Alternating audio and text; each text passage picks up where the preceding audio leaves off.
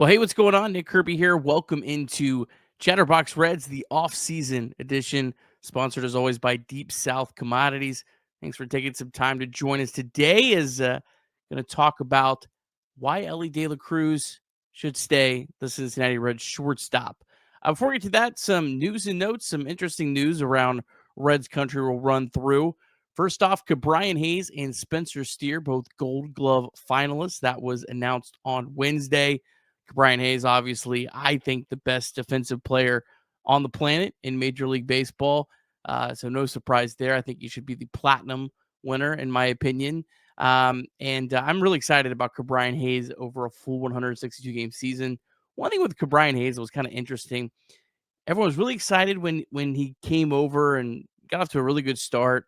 Kind of slumped a little bit, and it was right into the do or die games. Every game meant so much more because it was the end of the year and you're in a playoff race. And it felt like no one cared about the defense anymore. And I understand that. Like, people want the bats. Like, you have to win these games. I'm excited to see Brian Hayes when there's not like that pressure right off the rip. And I think seeing that over 162, I think it's going to be interesting. And I think Brian Hayes can be a very valuable player. And we'll see kind of how that shakes out. Spencer Steer, shout out to him. I know we've kind of been not critical of Steer, but critical of the Reds' usage of Steer. But for a guy that had never really played first base, I don't think, coming up through the minors, to really kind of take the bull by the horns. He was a very good defensive first baseman, very deserving of this. His range was really impressive. I was looking through some of his statistics on StatCast. His range was really, really good. And that's, I think, was the biggest part of that with Spencer Steer. We could talk all offseason about what the Reds should do with him going forward. But if he is at first base, he's done a very good job defensively. And I think he'd only get better there too. So shout out to Spencer Steer. Other interesting news, Reds third base coach J.R. House is leaving the Reds. He was not fired. He's going to the Diamondbacks, his choice. Now, the article from an Arizona newspaper said that J.R. House actually lives in Arizona. His family's out there. Talked about how he would take red eyes to try to spend the day with his family. So it seems like the move was mostly just to be closer to his family. And if you're familiar at all with like Arizona and the Phoenix area, obviously all the spring training facilities are out there for the teams that are in Arizona and not in Florida. And they're all pretty close together. So it would make sense. I know there's a lot of baseball players that regardless of where the city is, their families, they raise them out in Arizona. And make their home there because it's easier because you're there, all month. So I think that's probably why J.R. House left. So the Reds do have a third base vacancy. Could Colin Cowgill maybe slide from first to third? I know Cowgill's a big part of the running game, so they may not want to move him off of first, but he is a more trusted coach. Mike Napoli played first base. It would seem like a really typical first base kind of coach. So that's it. Or maybe the Reds will bring someone else in, but we'll certainly keep you posted on that. We'll get to the Arizona Fall League here in a second, but we actually had a prospect starting in the Dominican Winter League. Carlos Jorge, Reds number 22 ranked prospect, debuted in the Dominican Winter League on Wednesday. He went 1-for-3. Excited for Carlos Jorge. He's a guy that's kind of an up and down career, especially offensively. A really fun prospect, one of my favorite prospects to watch, but hasn't produced offensively enough yet to this point. Hopefully, he can build some confidence out in the Dominican Winter League and parlay that into a big 2026. All right, out in the Arizona Fall League, number 2 ranked Reds prospect. Can't believe he's all the way up to number 2. Well deserving. Alfredo Duno. He's 3 for 10 so far, 4 walks, 467 on base percentage. That should be no surprise to anyone that's watched him. This guy is a incredible walk king. Alfredo Duno off to a good start in the Arizona Fall League. Cam Collier, Reds number 6 ranked prospect. He's just 3 for 15, but does have 4 walks. That's good for a 368 on base percentage. Also did have a double. I think he hit 109 off the bat, so did have one ball hit really hard. Reds number 23 ranked prospect, Leo Balcazar. He's really impressed so far. 6 for 16. He's got a 444 on base percentage. And interestingly, he's played 3 of his 4 games at third base. Now, that's a position he had not played with the Reds since 2023. Only played there 3 times. Only started there 3 times in the minor leagues. Leo Balcazar is a Rule 5 eligible player we talked about. So the Reds could have to protect him. And I think this Arizona Fall League is kind of maybe trying to make a little bit of a better decision on if they should protect him or not. All right, now over to the pitching side. We'll start off with Trevor Kunsel, player that really had a very impressive season down at Double-A for the Reds, a player picked up off indie ball last offseason. A local kid, St. X grad, has just had a great year, was actually the Lookouts closer at the end of the year, was a guy that went to Driveline, reinvented himself, and looks like a guy that could potentially be a big league reliever for the Reds. So far, impressive stuff so far in the Arizona Fall League. 2 1/3 innings pitched, 0 hits, 3 walks, 5 strikeouts, and 1 run allowed. Now, the 3 walks, he hasn't been a guy that's walked a lot of guys, probably a little bit of nerves in the Arizona Fall League, but 5 strikeouts so far in 2 1/3. That will play. And we have StatCast data on Kunsel. We didn't get that down at Double-A, or at least I'm not cool enough to get access to that. Kunsel in his last game, this was on Tuesday, hit 96.4 miles per hour with his fastball. That was what he maxed out at. His cutter, though, how about this? He got 5 whiffs on 9 swings against his cutter. So that pitch certainly looking very, very good. Cutter only averaged 87.8 miles per hour, but an effective pitch. Officially, they list, and it could be wrong. I'm not a pitching guru, but I'm just going to read what it says, he threw a cutter 15 times, the four-seam fastball 7 times, a slider 3 times. They get 1 whiff on 2 swings, and then he threw a changeup 1 time. So Trevor Kunsel, certainly a name to watch. Hunter Park's also a name to watch, a guy that just has not been able to put it all together, has all the talent in the world. In fact, he hit 98.2 miles per hour with his fastball in his last outing, but the walks continue to kill him. He walked 4 batters so far and an inning and 2/3. Has not allowed a hit yet, but has allowed he did only allow 1 run and has struck out 3 batters. Pitcher that really struggled, Luke Hayden, Reds number 30 ranked prospect. He really got roughed up on Wednesday. He gave up 4 runs. Really the only Reds prospect in the Arizona Fall League so far that has struggled. And then Rhett Lowder, we already talked about him. He threw 2 scoreless innings in his only game last week. We'll certainly be keeping our eye out if he pitches again soon. All right, before we get to my conversation about Elly De La Cruz, let's have a quick word from our sponsors. Deep South Commodities is a proud supporter of Chatterbox Reds and our Deep Drive of the Day, and DSC is a leader in renewable commodities for biofuel production, specializing in used cooking oil collection, aggregation, and sales. Visit www.deepsouthcommodities.com for more information. Thanks as always to our friends at DSC. And we also want to remind you that you can call or text 988 anytime, day or night. The 988 Suicide and Crisis Lifeline is a place to get support for anything related to mental health. Whether it's an immediate crisis, simply wanting to find out how to connect with care, or anything in between, it's a 100% confidential, secure, and anonymous way to reach out for help when you don't know where else to turn. To connect, call or text 988 or visit mantherapy.org to get help. It's okay not to be okay. All right, 5 reasons why the Cincinnati Reds should make Elly De La Cruz their shortstop in 2026 and not regret it. End of discussion. All right, let's start off. Look, it was a disappointing season defensively for Elly De La Cruz and offensively at the end of the year. There's no denying that. I don't really care, as I've said many times, about the errors. He led the league with 26 errors. Errors are a long, outdated way of measuring defense.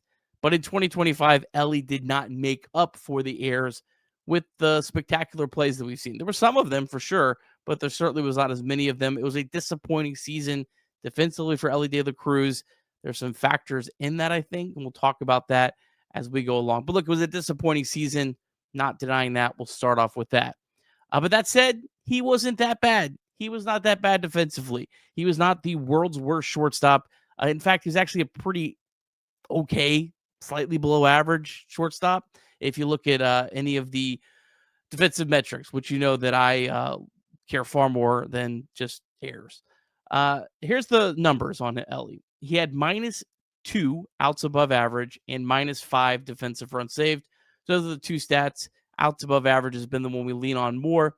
I don't think it's necessarily a reason to discount this defensive runs saved, but outs above average, there's a lot more data that goes into that. Defensive runs saved is an eye test type statistic, but I think both help us get a picture.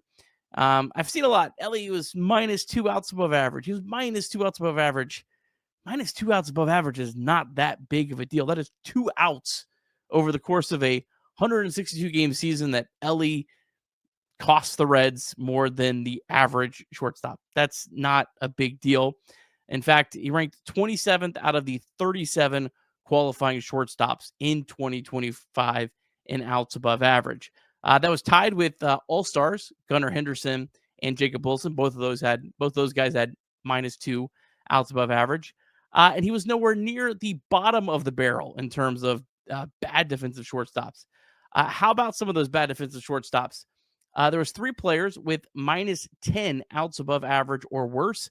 That included Bo Bichette and J.P. Crawford. I don't know if you've been watching the American League Championship Series. Bo Bichette is injured, but those are the starting shortstops for the majority of the year of the 2 players for shortstop in the American League Championship Series. So they've been able to overcome worse defense, significantly worse defense than Elly De La Cruz. And then there were 7 players total with -6 above average or worse. So again, -6, that's that's way more than -2 from Elly. Those players included Trevor Story, Anthony Volpe, and Trey Sweeney. All 3 of those players played shortstop for a team that played in the postseason. In terms of DRS, Elly ranked 18th out of the 22 qualifying shortstops in defensive runs saved. A little higher threshold for what they consider qualifying. But again, nowhere close to the bottom. The bottom was Bo Bichette at -12, Jacob Wilson at -10, and Trevor Story at -7. All shortstops. Well, Wilson's not a shortstop for a team in the playoffs, but Wilson was an all-star this season. Now, the good stuff. Elly in 2024 had more errors, actually, had 29 errors, but he was a significantly rated better shortstop.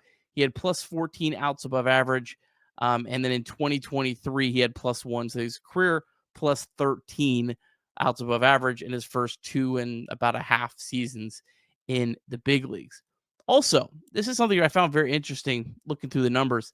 Elly got better defensively as the year went on. Let's look at these numbers here. So in April, Elly was -3 outs above average. Then in May, he was -1. June, -1. July, he was +2. August, he was a clean 0. In September, so factoring everything in, from May on, Elly was a plus defender. He was +1 outs above average. And then as the season went on, he got better. From July on, he was +4. And again, I think that quad injury, probably that's a pretty reasonable explanation for why he had the worst month defensively of that -3. And so, yeah, I think the injury played a big part of it. I also do think that the overall being tired, we've talked about a lot. I think the Reds need to give him more days off, at least days off in the field, keep him more fresh. I think probably if you kept him more fresh, there's probably a good chance that those numbers in August and September that were okay, maybe a little better than okay in September, +2, probably much better than that. Maybe he's +4 and he starts racking up some additional plays. I don't think you're going to cut out the errors completely from Elly. I think maybe an ideal word maybe cuts that down to like 20 next season. I think that'd be a pretty good number. And then he makes more of these spectacular plays. But overall, again, comparing him to other shortstops, not even remotely a problem for the Reds. Another note of this, Spencer Steer was a Gold Glove finalist. We already talked about that. And for good reason. His range, as I mentioned, very good at first base this season. But he did have one major flaw, and that was scooping the ball. Out of the 18 qualifying first basemen, Spencer Steer ranked dead last with only 8 successful scoops. For comparison's sake, Paul Goldschmidt and Naylor had nearly similar number of innings. They had 19 scoops each. Pete Alonso was a leader with 29. So, again, I don't think Spencer Steer should have scooped every single ball that Elly threw a little wildly, but I think you probably would have liked a first baseman to scoop more. I mean, I think Josh Naylor and Paul Goldschmidt aren't necessarily known as elite, great defensive first basemen. Well, they scooped 19 compared to Steer's 8. So get a couple more scoops. Maybe some of those numbers, outs above average, look a little better. I don't believe outs above average actually includes scoops at all. And I think some of those errors get saved. So again, I don't think it's a big of a deal, certainly, as a lot of other people do. But let's move on to the other points. Number 2, Elly was only 23 years old in 2025. He committed 26 errors in 158 games in the field. How about Hall of Famer Barry Larkin? He committed 29 errors, playing in 148 games in 1988. Larkin was in his age 24 season, technically his fourth season in the big leagues, although the first two he did not play a whole lot. But it's technically the fourth season that he stepped out onto a Major League Baseball field. He was tied for the most errors of any shortstop in Major League Baseball that season. Larkin, of course, went to Moeller High School, played 3 seasons at Michigan. And how about this? Larkin actually played more minor league games at shortstop than Elly De La Cruz did. Elly De La Cruz is a player that didn't come from Moeller High School by any stretch. Ellie's only guy that should get better. And again, this is not a knock on Barry Larkin. He ended up being a Hall of Famer, but he had a bad season, and I don't know how like he would compare like with outs above average. I imagine Larkin probably did make some spectacular plays. The advantage that Elly has that Larkin doesn't is that we have metrics that actually quantify that and say that he really wasn't that bad. Number 3, how do the Reds field a better team with Elly off of shortstop? All right, so Ellie's not your shortstop. You're moving him to center field. I think that's what most people want. Some people want right field, whatever. Matt McLain is your shortstop. The guy that I think most people that want Elly to move didn't want playing. He has to play shortstop right now, right? Unless you're adding someone. We'll get to that in a second. So McLain plays shortstop. Gavin Lux plays second base. Ellie's in center field and moving TJ Friedl to left field. Does that make a better roster? You're forced to play McLain. There's no McLain struggles. You play Gavin Lux. Gavin Lux, although he technically can play shortstop, I don't think anyone in the right mind would put him at shortstop. Gavin Lux would be a lesser defender at second base than McLain. And TJ Friedl's been a competent center fielder. I just don't see how that makes the Reds better in 2026.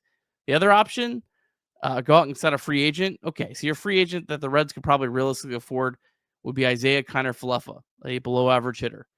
So you want a below-average hitter at shortstop for a team that already was below average. McLain playing second base, Elly in center field, Friedl in left. Again, I just don't see how that makes the Reds better in 2026.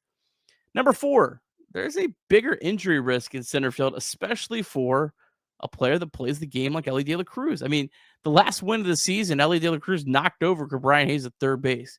Could you imagine Elly De La Cruz running in and chasing down balls in center field? I mean, maybe everyone would just learn to just get out of his way, but there's a lot of more risk of collisions. How about Elly running full speed towards the wall? You really want Elly De La Cruz, the hope of our franchise, crashing into a wall to make a play? I don't. I don't think that helps him at all. Last one. And this is an interesting one. I think a lot of people are going to disagree with me on, but I'm going to bring it up anyways. I think there is a risk, and it's maybe a small risk, but it's a risk that you move Elly De La Cruz off shortstop, and it could strain your relationship with the superstar. A player I'd like to bring up is Oneil Cruz. Did not seem to take well to that in Pittsburgh when they moved him to center field. And he had a really bad year offensively in his age 26 season. He only had an 86 WRC plus last year. Is that related to him and the bad vibes in center field? I don't know, maybe. But it certainly didn't help anything with the Pirates and their relationship with Oneil Cruz. And obviously, Elly De La Cruz is going to make a lot more money playing shortstop when he gets a free agency. So you're going to annoy him at least with that. Elly might be the biggest team guy, but I mean, we're talking 50, 60, 70, $100 million difference of in free agency. It's a pretty big deal.